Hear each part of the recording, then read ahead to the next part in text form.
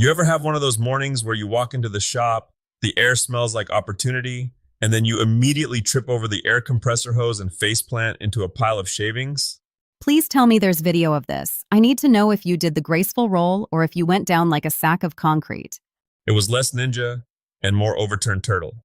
But it's a reminder that no matter how long you've been doing this, the shop is always ready to check your ego. Welcome to the TigerDen Daily for August 11th, 2026. I'm Tiger, still picking sawdust out of my eyebrows, and this is Alex.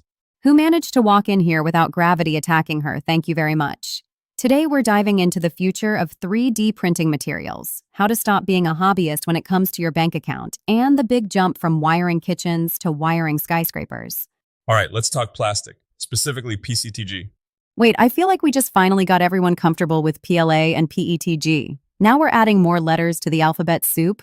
Listen, I love PLA for knickknacks, but if you drop a PLA part on a concrete floor, it shatters like a cheap ceramic Christmas ornament. PETG was the supposed fix, but printing with it is like trying to manage a bowl of melted mozzarella cheese. Strings everywhere. 3D Fuel just dropped this Pro PCTG, and honestly, it's the middle ground we've been begging for. Is this just another tough plastic, or does it actually play nice with the machines? It's got this full spectrum color mixing that makes prototypes look like finished products, but the durability is the real headline. It's got that engineering grade backbone without the PETG headache. But if you're going to run the heavy stuff, you've got to watch your hardware. Bondtech just put out a warning for the Prusa IndieX kits. If you're running that toothy stuff like carbon fiber or glow in the dark, Toothy? yeah, abrasive. That glow in the dark filament looks cool, but it'll chew through a brass nozzle like a beaver on a bender.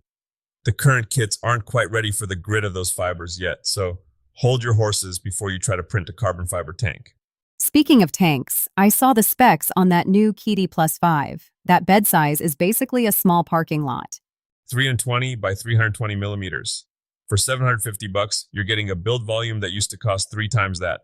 Plus, it handles 16 spools. 16, you can print a rainbow without ever touching the machine. It's a beast for anyone trying to actually manufacture parts, not just hobby around. All right, let's pivot from the desktop to the job site. We've been seeing a ton of chatter on Electrician Talk about guys wanting to move from residential work to commercial. The jump from Romex wrangling to pipe bending, it's a completely different sport, Alex. In a house, you're pulling flexible cable through wooden studs. It's forgiving. You can hide a lot of sins behind drywall. And commercial is not that? Commercial is pure geometry. You're working with EMT and rigid pipe. If your offset is off by a fraction of an inch, or your saddle bend looks like a dog's hind leg, everyone on that side is going to see it. It's exposed. It's your signature in steel. Beyond just the physical skill of bending pipe, what's the biggest hurdle for a residential Sparky moving up? The rule book. Most guys know the basics, but for commercial, you have to live in NEC Article 110.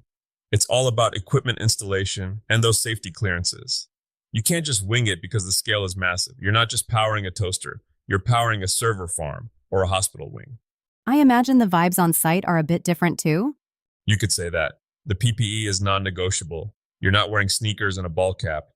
It's hard hats, high vis, and reading blueprints that are the size of a dining room table.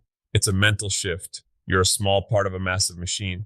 But the paycheck and the career longevity, that's where the gold is.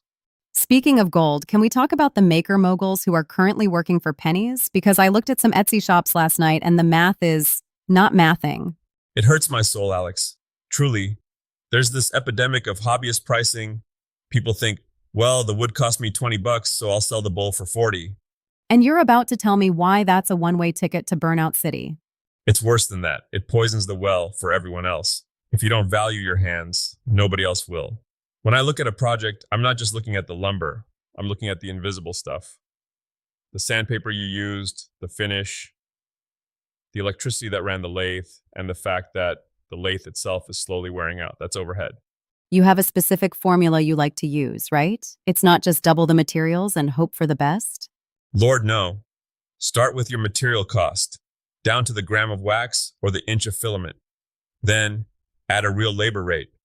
Ask yourself, what would I have to pay a skilled person to do this for me? If you wouldn't do the job for $5 an hour, don't pay yourself $5 an hour. And then there's the platform fees. TikTok Shop and Etsy aren't exactly charities. Exactly. By the time the algorithm takes its cut and the shipping company gets their pound of flesh, you want to be sitting on a 20% to 35% net margin. If you aren't clearing that, you aren't running a business, you're just having an expensive, stressful hobby. Expensive, stressful hobby is basically the description for my first 3 years of knitting. We've all been there. But 2026 is the year we stop guessing and start calculating. Before we wrap up, we have to talk about the weekend warriors. I saw the photos of that 8-sided gazebo someone posted in the community. That thing is a masterpiece of misery. Misery? It looked beautiful. Oh, it's gorgeous. But an octagon gazebo is basically a final exam in compound angles. If your miter saw is off by even half a degree, by the time you get to the 8th side, you're going to have a gap big enough to throw a cat through. It's the ultimate test of patience. Is that the recommendation for this weekend? Geometry homework? If you want to sweat, sure. But if you want a quick win, do what the guys at the new Maker Channel HQ did. Spend 1 hour, just 60 minutes, optimizing your primary tool wall. Move the stuff you touch every 10 minutes to the strike zone right in front of you. It's the chef's mise en place, but for saws and hammers. Precisely. And if you just want to drool over some beautiful craftsmanship while you drink your coffee, go check out the Bechtold Woodworks 2026 lookbook. It's heirloom level stuff. It'll either inspire you or make you want to sell all your tools and take up professional napping. I think I'll stick to the inspiration. So, Tiger, what's the one thing people should take away from today's dispatch? I think it's the realization that whether you're bending pipe, pricing a custom table, or choosing a new filament, the craft isn't just in your hands. It's in the preparation. It's the boring stuff, the math, the safety codes, the material science that actually lets you be creative. You can't build a sanctuary on a shaky foundation. Deep. A little dusty, but deep. That's the TigerDen way. Stay sharp, stay safe, and for heaven's sake, watch out for those air hoses. See you tomorrow.